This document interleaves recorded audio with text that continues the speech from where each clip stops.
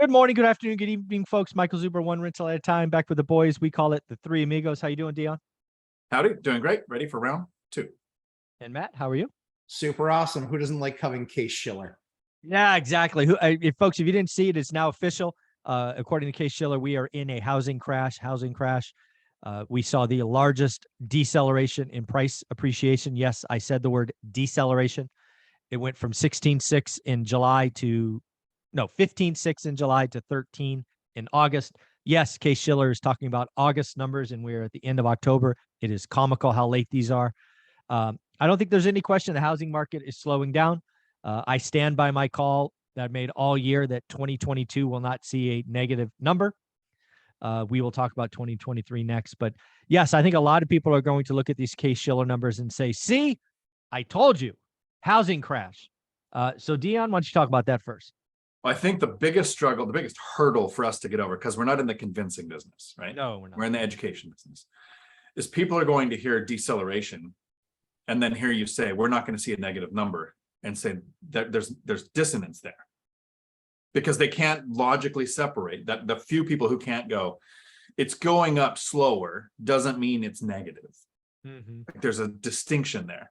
Right. And a lot of it is supply and demand, and people go, well, okay, we're killing demand. We're saying interest rates are high. People can't afford it. Lending is getting stricter. So obviously prices have to come down, not thinking about how much supply is being killed. And yes, builders are not building. They're offering cuts. So why would they start new projects if they have to really, take a bloodbath on their last deal? But imagine the people who were thinking in the next year or two of selling. 6 months ago, they were excited. I can't wait to be ready to sell. Look at the prices these people are getting. And now they're seeing people who listed at wish prices, reducing that every month that it sits on the market, still above year over year, but ridiculously, homes that are worth maybe $400,000 or $500,000 being listed for almost $600,000, just because people thought 6 months ago, I might have got it, and they're not getting it now. So yes, those people might pull it off. There might be that little bit of a decrease in supply, but there is going to be all of the people who would have listed, who only were listing because of the prices, are going to disappear. Yeah, we're going to see, again, these are all my calls, haven't changed. No negative number this year, and I think inventory is down every month, October, November, and December. It's going to be interesting. So, Mr. Matt, Lumberjack, what are you seeing with prices in your area? They're obviously crashing. Case Shiller's is record drop. Case Shiller doesn't track my market. Yeah. I'm not even sure he tracks your state. It doesn't. There's nothing big enough. These top 20 markets. That's why it's laughable.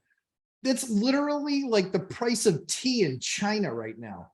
Yeah. I don't give two flippity flop. It doesn't matter. What's the closest market? Boston, yeah. Which is an hour away. Okay. And literally, it might as well be the moon. It doesn't matter. So while their super luxury is getting absolutely crushed, probably my market, Dion reaches out to me and says, hey, there's somebody in a Boston suburb that might be looking for a place in New Hampshire so they can drive an hour to work.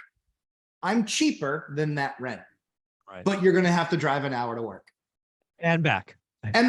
And I did that. I did that for 8 years. I did 82 miles each way every single day. It was 164 miles a day. I used to buy cars every year, and then I'd get rid of it after 12 to 18 months because I would put 50,000 miles on the car.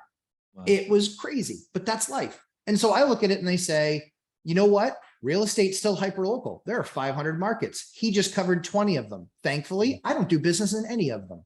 So I'm feeling pretty good about the fact that Case Shiller, I don't even bother looking because I don't care. It has nothing to do with me. Yeah, Case Shiller it really does. It's 2 months old. It's 2 months old. Come on.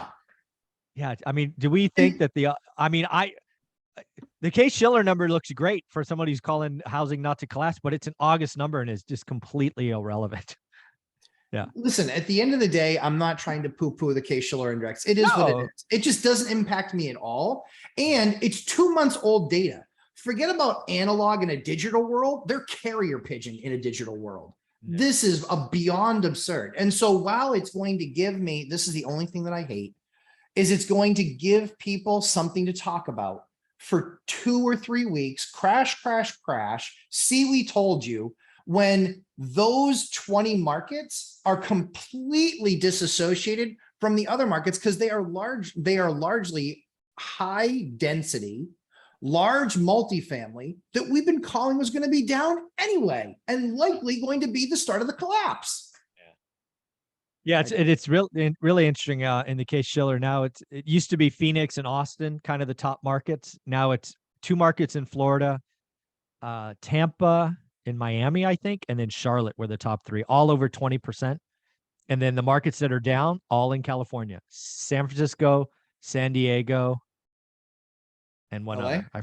LA maybe, I don't remember. There was one more, but all down. Sacramento, I think, was the other one. Okay. So all negative. It's clearly delineation.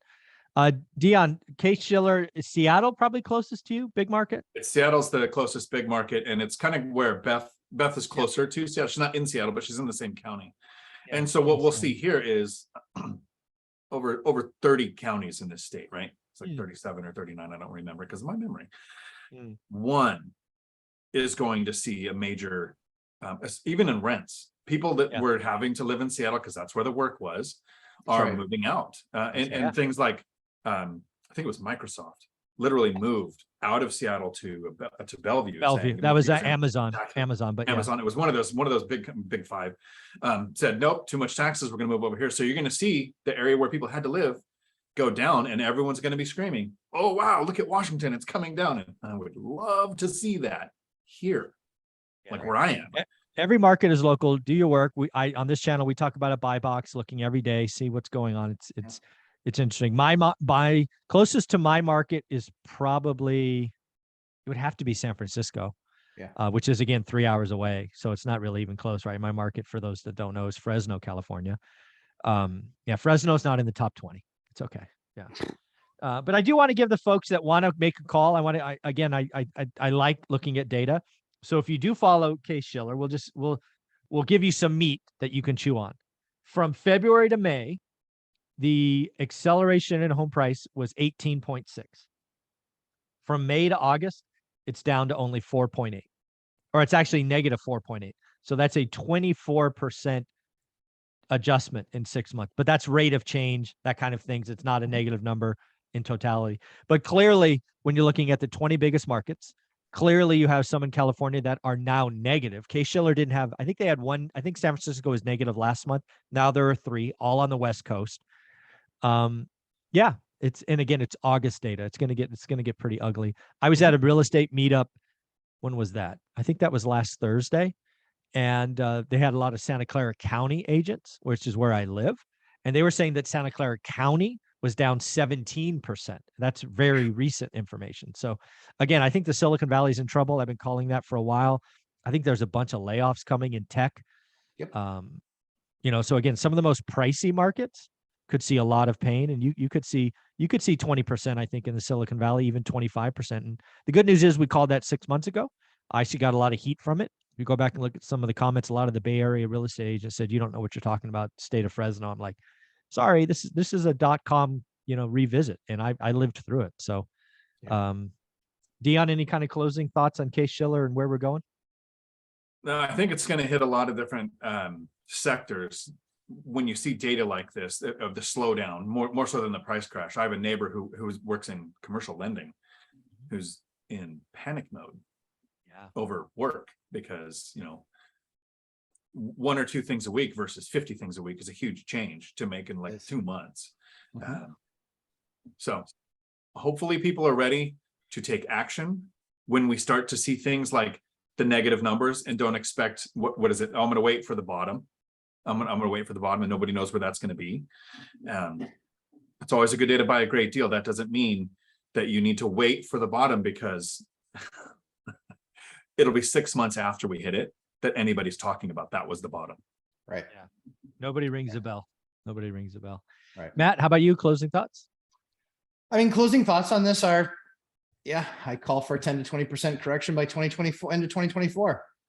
I'm feeling pretty good about that call right now, because I think that this stuff will continue to drag. I think it will make an impact next year. I called single digits this year, even though we were at 16.6. I thought we would get back into the single digits. We will.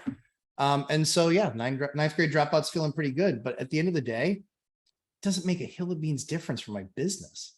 My business is buying properties and then rehabbing them and then renting them out and giving people a nice place to live.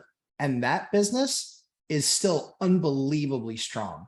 It's outrageously strong. We just showed a unit. We have 7 backups to the one that we selected. 7 backups. I don't need 7 backups. I don't even need 1 because the first one was so strong. It's ridiculous. Like, so at the end of the day, people got to be doing the work, because while these things might set for a national trend, they likely, when a city gets cancer, in many cases, the far off suburbs or the things that are an hour and a half out might not even get a cold. No, that's actually a very good point. That's one of the reasons I referenced the .com crash, because the .com crash hurt where I lived. Fresno was unscathed, untouched, and just kept racing ahead. Yeah. And I think, and again, to Dion's point, I think there are two, and it's funny, I talked about it in the Daily Financial News this morning. Jim Cramer made a call that tech or Silicon Valley is going to have a bunch of layoffs. And I'm like, hey, Jim, don't forget to look at the finance world, buddy.